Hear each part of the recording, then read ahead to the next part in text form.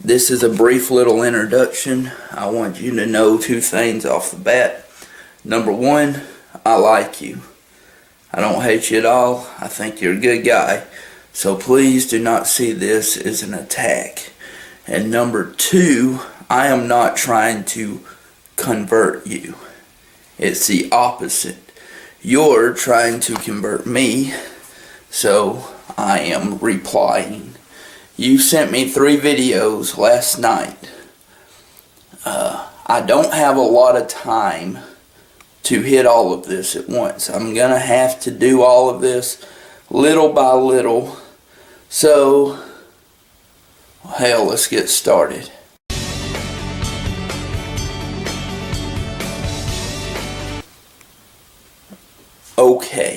Okay. Off the bat, you're crediting the 700 Club. Do you know who the host of the 700 Club is?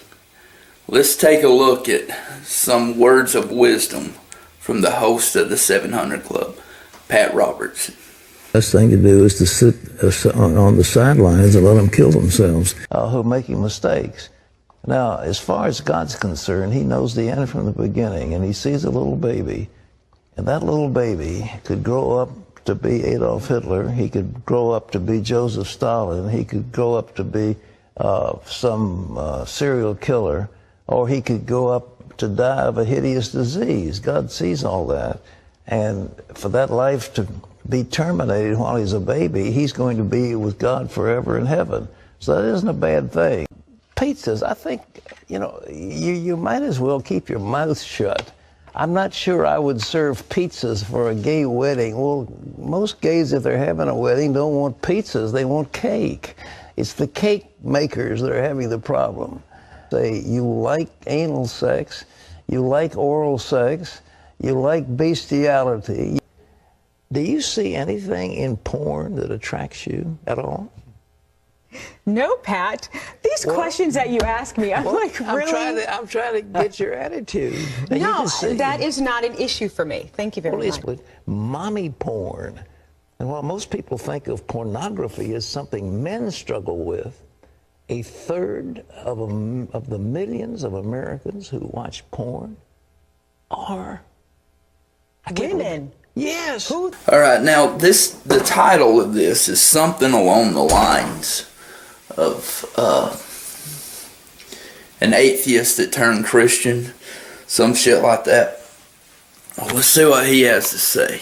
But if I was going to criticize Christianity, well, I needed to know what it actually claims. So I picked up a Bible and I started to read the New Testament. Say you like anal sex, you like oral sex, you like bestiality. And hell, that makes sense, right? You want to know what the Bible says before you criticize it. Absolutely. I mean, after all, Jesus Christ, He said, love thy neighbor as thyself. He says stuff like, for God so loved the world that He gave His only begotten Son, that whosoever believeth in Him should not perish but have everlasting life. He said, blessed are the meek. Jesus once said that it's easier for a camel to go through the eye of a needle than it is for a rich man to enter the kingdom of heaven. But, let's re-examine John 3:16. It sounds good till you think about it. Believe and you'll have everlasting life. But if you don't believe the teachings in that book, if you don't believe the teachings, if you don't believe that Jesus came here and He died for you, you're damned. And there's little to no evidence. Now, I know you think you sent me some evidence, but I haven't got that far yet. That's going to be a few days before I can get to it. But what it's saying is, if you don't believe that this stuff is true, you're damned. You're damned. John 3:18, he that believeth not is condemned already. You're damned if you don't believe this stuff. Parker, that isn't love. That is submission. There's a huge difference.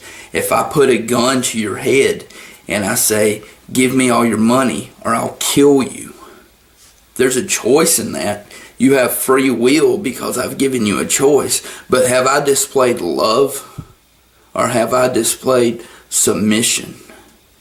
That isn't good. It's evil. Matthew 10, I believe 34 on down, might be 37 on down, a few passages. It says, think not that I bring peace to this world. I come not to bring peace, but a sword. He that doesn't take up his cross and follow me isn't worthy of me. That he's come to turn daughter against mother, son against father. You know, this isn't a message of love. It isn't.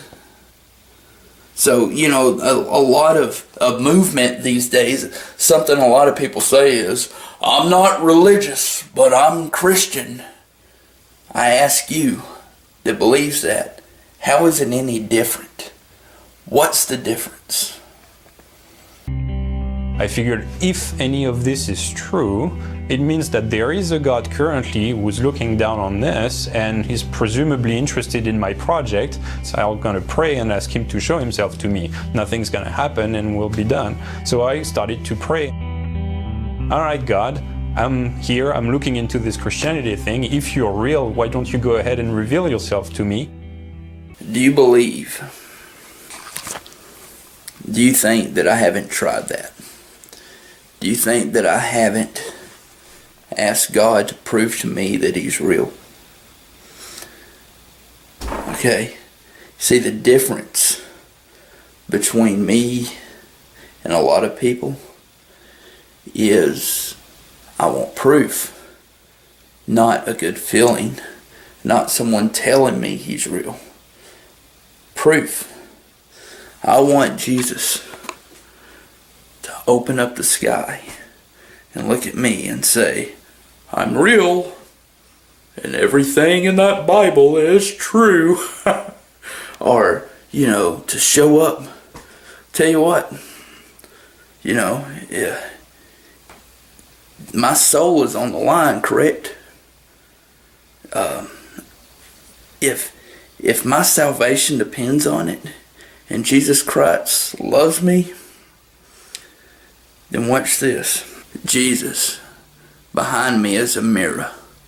Crack that mirror so I'll know that you're real.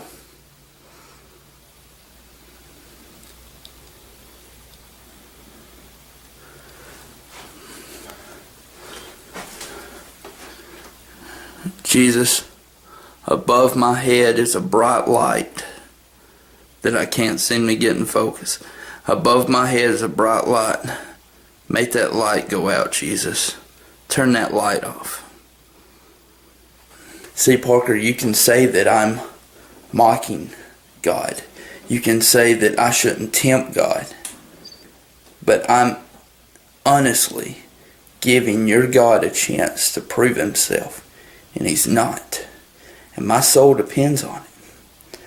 I don't have any proof at all that your God is real. What I have is you telling me. And that isn't proof of anything. I walked into that church and I went there really in the same way that you would go to the zoo, to see some weird exotic animals that you heard or read in books but you've never seen in real life. Say you like anal sex, you like oral sex, you like bestiality. And I walked straight to the head pastor and I introduced myself. I said, so you believe in God, huh? He looked at me and says, yes. How does that work out? And he said, well, we can talk about it. He took me to his office and we started to talk. And here was a man who clearly was educated. He knew what he was talking about. He wasn't out of his mind. And he believes that God exists and that Jesus was raised from the dead. What? Are you telling me that this guy was educated and he had a good head on his shoulders and he believed God exists and clearly the guy wasn't out of his mind? I don't believe that. I want to hear it again. Here was a man who clearly was educated, he knew what he was talking about, he wasn't out of his mind, and he believes that God exists and that Jesus was raised from the dead. Parker. Wow. Proof. Proof, huh? Is that what you're giving me now? Because this guy's rational and he believes it, so it all must be true, right? Right? Let's watch it again. Here was a man who clearly was educated, he knew what he was talking about, he wasn't out of his mind, and he believes that God exists and that Jesus was raised from the dead. Say you like anal sex, you like oral sex, you like bestiality. And that Jesus was raised from the dead. And I just couldn't fathom it. And over the course of several months after that, we would just meet together. I would come and bombard him with questions, and he would patiently walk me through it. And he would patiently walk me through it. And he would patiently walk me through it. And he would patiently walk me through it. So you're telling me instead of Jesus revealing himself to this unbelieving atheist, like the title of your video said, instead of Jesus actually revealing himself, this intelligent man with a good head on his shoulders that, wasn't crazy and believed that Jesus rose from the dead, this guy actually walked him through it. You know what that sounds like to me? Establish front groups. We're a Bible study group. Control information. Keep them from knowing all the workings of the cult. Block out any information which is critical of the group. You are reaching God. You're being reborn. You are becoming one with a universe. Singing. We love the leader is love. When I'm not with him, I feel like a schlub. We love the leader is love. When I'm not with him, I feel like a schlub. And not make a fool out of myself. He reactivated my seared conscience. He reactivated my seared conscience. Interested. Get information and hone their weak spots. Tell us about yourself. Take this personality test. And then use this information to manipulate them. I had basically cheated on this girl a number of times. So that was all piling up and very, very wrong. And it culminated in one day where I was in my apartment, just by myself and thinking about those things that I had done. The thoughts just wouldn't go away. Who's guilt? Who's guilt? Who's guilt? You are not living up to your potential. You are not living up to your potential. You cheated on that test. And I was in intense physical pain for all the guilt that I was associating with this. Who's guilt? Who's guilt? Who's guilt?